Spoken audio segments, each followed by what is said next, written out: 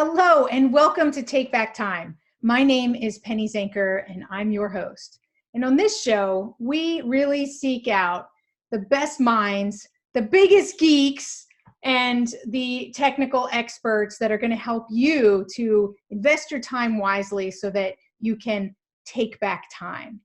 So today is no exception. I'm here with Sidney-Smith, who's got an upcoming productivity summit that you're going to want to get registered for. And he is a management, productivity, and technology consultant who's focusing on small businesses. He's an Evernote Regional Leader for North America, an Evernote certified consultant. He's the Google Small Business Advisor for Productivity, community manager of Digital Community Personal Productivity Club, and he hosts a podcast, the Productivity Cast, and Getting More Done with Evernote. Are these many? Listen to this. Prod, and Productivity Book Group. So this guy is Mr. Productivity, all right? And he's going to share with us some of his geekiness, right, around the tools and tips and tricks and why productivity is so important to him. So hi, Ray. Welcome to the show. Thanks for having me, Penny. So, you were talking before we started about being the geek and the guru. So, just tell us a little bit about why is productivity important to you? Why that? Yeah, so it actually started in college, and it probably started in adolescence, but I was always one of those people who was, yes, exactly. I was always gravitating toward organization and having a planner and that kind of thing. But my real interest in productivity came in college when I really embraced self-help books and realized that I didn't particularly lend toward the things that were have a better life, be happier kind of content, but it was really the stuff that was, how do you actually become more productive? What is personal productivity? What is time management? What's efficiency and effectiveness? And I became very interested in psychology at that point. And so I've really been very interested in the intersection, kind of the nexus of personal productivity, the psychology, the science of productivity, and then technology. I had the pleasure of working in technology in the legal field for many years, and the nexus of those three pieces really just excites me. Very cool. Well, you said you've been curious and wanting to know what are the definitions or what it's all about. So how would you define productivity and why?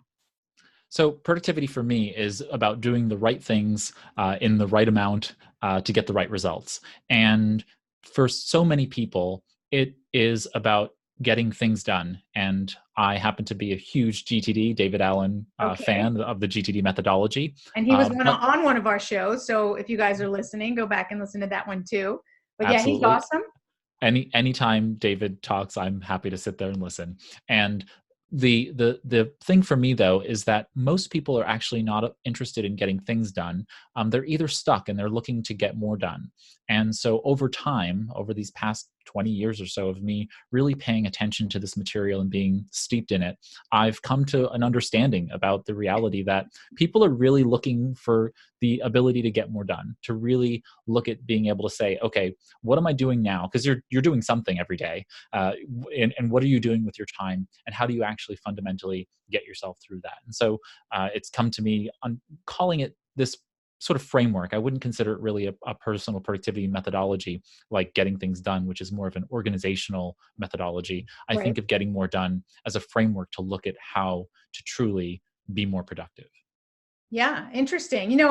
My philosophy around that is, I believe that productivity is a byproduct of thinking and acting more strategically, right? About, kind of like you said, the right things with the right amount of time to get, I don't know about the right results, but the best results. I think that we're not searching balance. I don't even think we're searching productivity. I think we're searching meaning and impact in our life. And so that comes out in the goals that we want to achieve, whether it's meaning for us, whether that means having the house and the car and the lifestyle, whether it's that or whether it's, contributing to charities or whatever. I think that's why we want to be productive, is because we want to feel like we're adding value. What do you say to that? Yeah, I always think that everything is a values statement. So I don't think of it as being values in the sense of morals. A lot of people think of values as being morals, Yeah. but I think of things as being more what I value in terms of my time Yeah. is a factor of many different things. So, for example, something has intrinsic or extrinsic value to me in every moment of the day, and so we need to determine what that value is and figure out what's going to provide us with the highest impact. I probably differ a little bit from most productivity experts in the sense that I don't actually think that something that has what someone would consider low value, that's something that's say mundane and very granular. So picking up the phone and calling Sally about X is not necessarily a high value task, so to speak, but that 3 minutes on the phone could have huge amounts of impact. So we have to Right. And it just could be a lot more productive than an email, right? So we know that just because it's faster doesn't mean that it's better. exactly, exactly. And so when we talk about things like deep work and shallow work, what I really like to talk about is really high impact or like high value work and that which is low value work in Yeah. terms of its outcomes. What's the value of the outcome of that particular work? And if I can do 3 minutes of work that's going to get me high value, I'm certainly going to prioritize that over say very long amounts of work and arduous work that's going to give me very low value. So I think Absolutely. it's about again, that's where the right outcomes really come into play. Like I want to put in the right amount of time in the right way to get the right outcomes. And many times what people do is they try to do hard work instead of smart work. And Mm. that's not always wrong. I'm a hard worker. I was raised by my mom and dad to be a hard worker, but it's about how much more can I do? How much more can I be getting done if I choose the right paths to get there? Mm. So, a lot of people are like, yes, yes, yes, I believe that, but they're like, well, how do I do that? How do I, that's one of the challenges that they have is being able to identify what are the right things to do. What would you say to people that are struggling with that? Yeah, so the first step is focus, what I call focus mastery. Well, what do you mean? Squirrel. Yeah, so much of our world is fragmented and distracting. And what we need to really learn how to do is to choose a goal and to focus on that goal doggedly until it's completed. And Doggedly. I like that. doggedly, yes. And we frequently forget that much of the things we do, much of the work we do in the world, while it has value to us, is fairly arbitrary. So, for example, a meteor could come, crashing and hurtling toward our planet and end human civilizations as we know it. Hey, this is a happy It show. What are you talking about that? no, but the good part about that is that it's very, very unlikely.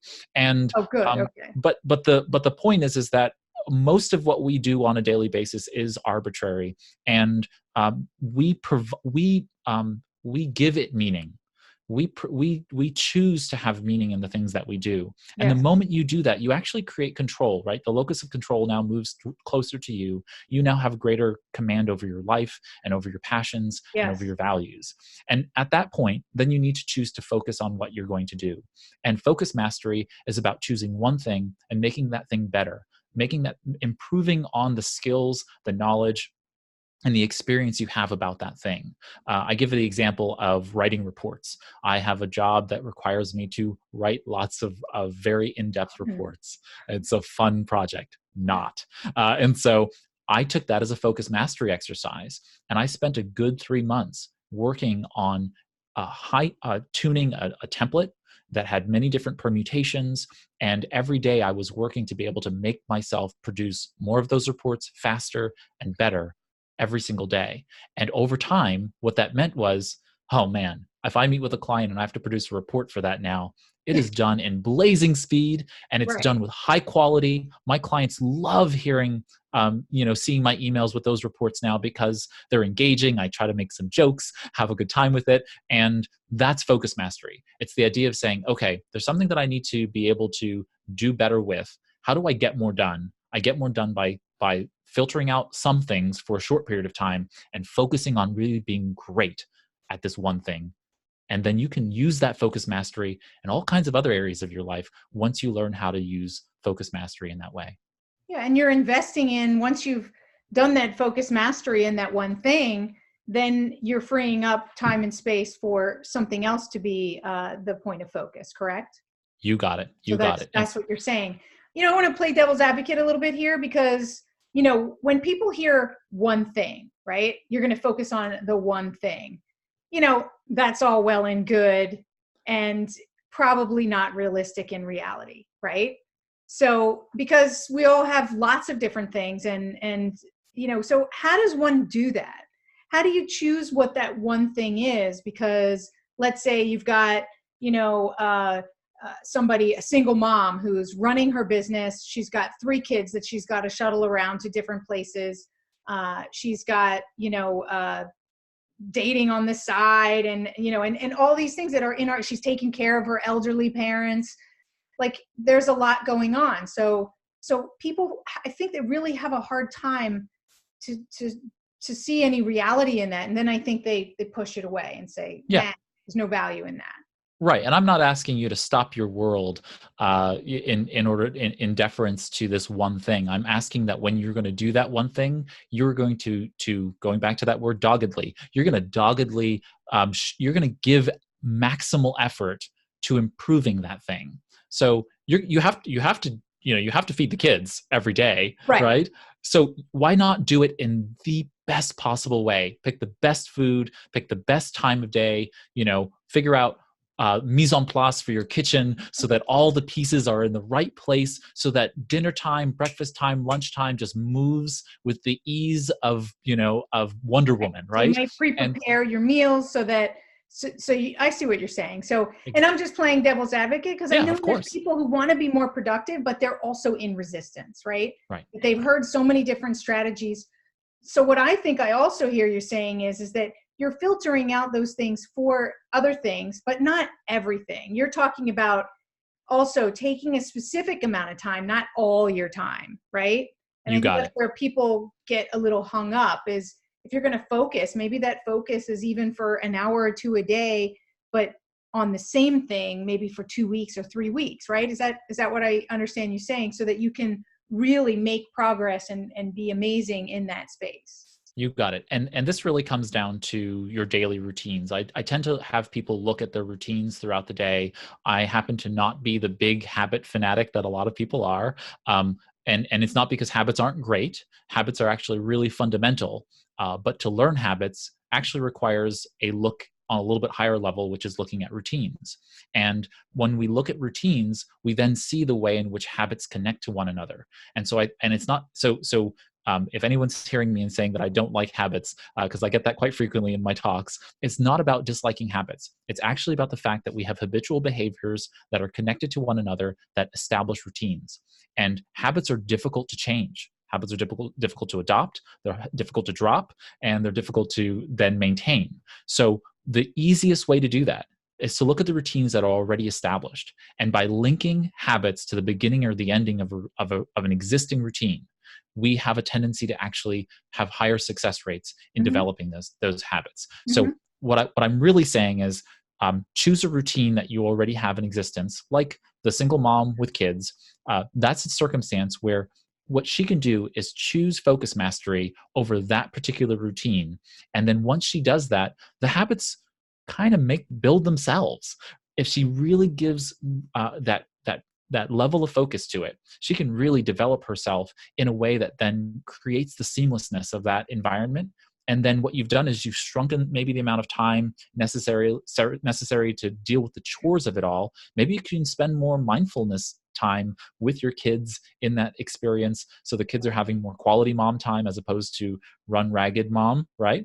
And then you have more time to actually do other things as well, so you can actually get more done, included with actually doing this one thing really, really much better.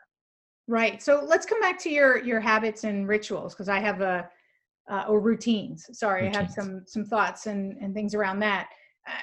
Anybody who is looking to break a habit can totally agree with you that it is not easy to break a habit. And building a new habit, I don't know, somehow it can be broken like that as well, right? Yeah, absolutely. So what are some examples of how people can be more productive by using these routines outside of, let's say, the the working mom. What about the solopreneur that's out there and is looking to see how can I apply that in my life?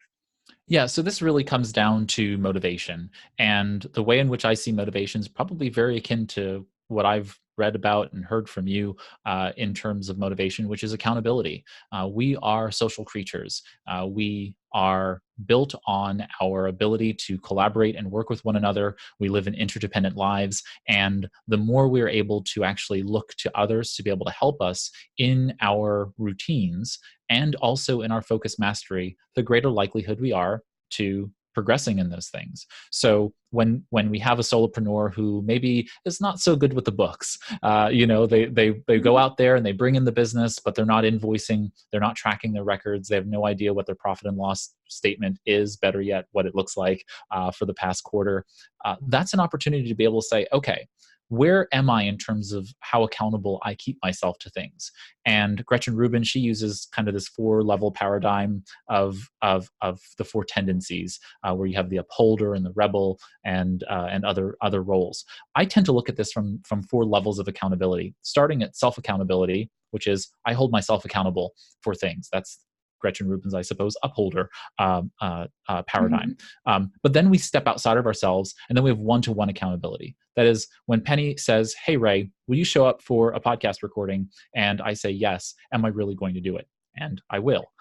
Then we step one step further beyond that, which is maybe I'm not so good when my friend asks me to go running in the morning. I can't quite get myself to be motivated for that. Well, we step up the risk one more level, and that's to group accountability. So maybe I join a running group, and now it's just not one friend, but maybe a loose group of people that I maybe know, maybe I don't know them so well. So the investment is then higher because the social requirement, the social obligation is higher. More people have their eyes on me. And then we go to our 4th level of accountability, which is public accountability. And this is where people say, I'm going to run a marathon, and they post a Facebook page and they start a campaign to raise funds for breast cancer or for HIV/AIDS, funding and those kinds of things. And now they're declaring to the world they're going to do this thing. I tend to believe that type of highest level public accountability is very high risk and very low reward. So it's actually not the best kind of reward, because think about it from kind of an 18th century perspective, or earlier than that even. And when someone makes a public declaration and they get shunned by their group, right? They get kicked out of the village. And we don't want to necessarily create that level of psychological danger for ourselves. So the real right amounts of accountability is setting the right amount of accountability to the right goal. And so usually self-accountability, one-to-one, and group accountability are the best kinds. And if you can't keep yourself accountable, motivated to get those things done, then step to a spouse or a friend or a colleague, and then to the group. Right. It's, accountability is so important that people really start in the beginning of the process. Before you start with any goal, think about how you're going to hold yourself accountable first. I personally, I think it also depends on the circumstance and the person as to whether public is something that is useful, because I do some public and it really works for me. Right. So before I wrote my book, I created the cover and I put it out there and I said, here's the date I'm going to be releasing it. That had more power for me than if I just put it to one person. Right. Like you said, there's a greater risk, and that greater risk drove me. Right. But it depends on what you're putting at risk. Right. I mean, it's not going to ruin my whole career or my whole, so it does depend on what it is that you're declaring out there. But I think that, it's a combination of these, like you said, that really, working together have a huge, huge impact. Yeah, and remember that personality and the person's experience over time has a great deal of impact on what type of accountability works for someone. And in your case, you are comfortable with the risk associated with, you're an entrepreneur. You have the inbuilt risk tolerance to it. Most people don't. Right. And not all entrepreneurs do either. Even though they're an entrepreneur, they may be there for a different reason. Right, exactly. So I absolutely see that, and I'm probably the same. If I said I was going to do something publicly, there's a very high likelihood that I'm going to be motivated by that, and I'm going to achieve it. It's Right. just one of those things of how I roll. It's just like with Productivity Summit, I said, publicly I'm going to do this, and here we are. We're 7 days out, and so the I think absolutely you have to really know yourself, do some internal testing, and very much believe in self experimentation in any level of productivity systems you're going to invest in, so that you know who you are and how you best appreciate different types of accountability.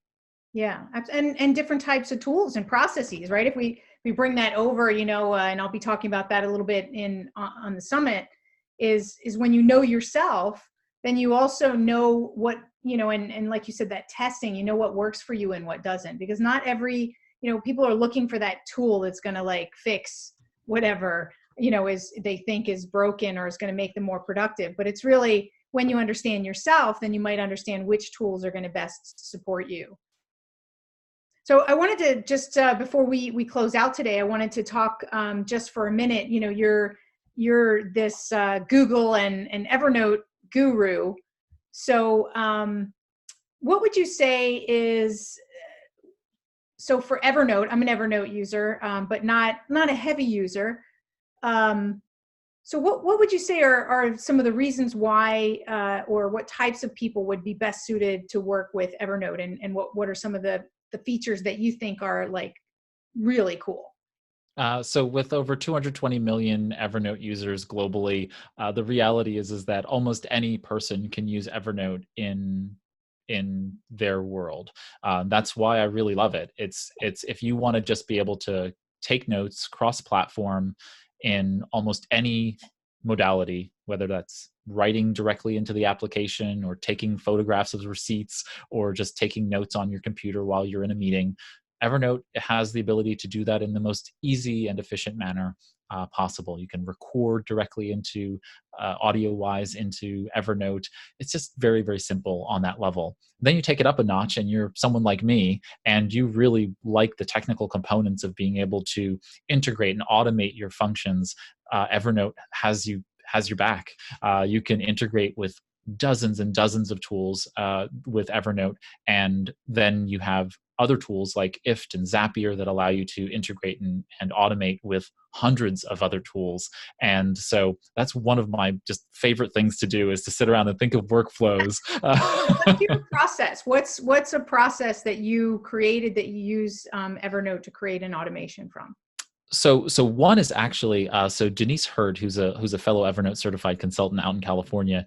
She had given me this idea of being able to generate a meeting note from a calendar event, and so I set myself on a mission to be able to figure out how to jam a square peg into a round hole and take a Google Calendar event. I'm a G Suite shop in my business, obviously, is the Right. Google Small Business Advisor for Productivity. I use G Suite, and so I wanted to be able to take a Google Calendar event, write up all of my meeting notes and so on and so forth, and then functionally create an Evernote note that was available to me at the start of every meeting.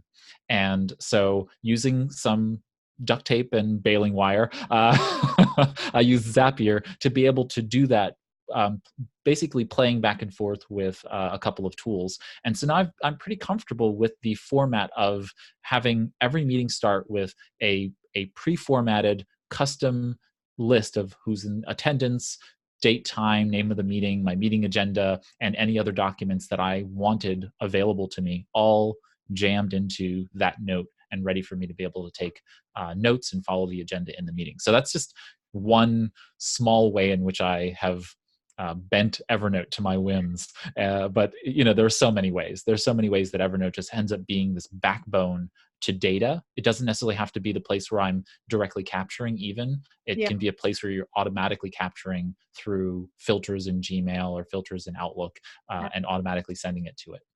What I love about it, and then we'll wrap up, is that it seems to be searchability so much better than just like saving a Word document and having it somewhere in Word. because you can tag, and it just seems like I find what I'm looking for much easier when I have it in Evernote and have it categorized. Yeah, and I will tell you that Evernote is doing some really, really fundamental foundational work to bring tags up to parity with notebooks and stacks. And so hopefully over the next year, we're going to see Evernote really bring tags front forward. So if you're an iOS user, you have an iPhone or an iPad, you probably have felt some struggles with tags in your system. Today, that's the case. Hopefully very soon, Evernote will have changed really the fundamental structure of how we interact and engage with tags to really bring them to the fore. And I'm very excited to see that, because I believe that notebooks and stacks and tags are equal partners in organization, but as well as in filtering and finding. And so Evernote is doing some really good work to be able to make that possible in the near future. So I'm very much looking forward to being able to do that. Cool. And with powerful integration tools, how cool would that be? You're sharing tags then across your CRM and your other tools as well, which is awesome. You bet. So, Ray, where's the best place for people to go to get a hold of you and find out more about your tips and tricks and the Productivity Summit and other things that you've got going on? Well, if people want to find out more about Productivity Summit, they can go to productivitysummit.org. And if they want to learn more about me, they can probably visit I kind of have a Tumblr omni feed of everything that I publish at 2minuterule.com, TWO, 2minuterule.com. As you can imagine, also based on the David Allen principles of GTD, the 2-minute rule. But so 2minuterule.com, you can find me and jump out to my 4 podcasts and everything else that I publish in the world of productivity. Awesome. Thanks, Ray, for being here. Thank you so much. Thank you so much, Penny. It's been a pleasure. And thank you guys for being here, because you are the backbone of the show. And, I highly recommend that you check out the Productivity Summit. This may be aired after the summit, but I'm sure there's going to be a way for you to get access to the various different people who spoke at the summit, and the lineup is incredible. So Ray's really put together an amazing event that's going on there. So definitely check that out. So just want to thank you all and invite you to come back to the next show, because we're going to be talking about more tips and tricks that are going to help you to take back time. That's the name of the show, and my name is Penny Zanker, and we'll see you in the next episode.